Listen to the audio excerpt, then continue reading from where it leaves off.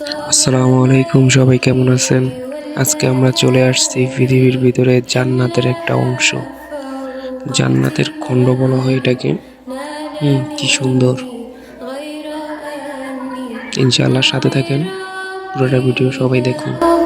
بالي أثقلت روحي عيوبي كبلت قلبي ذنوبي ارجعي يا نفس توبي من ضياع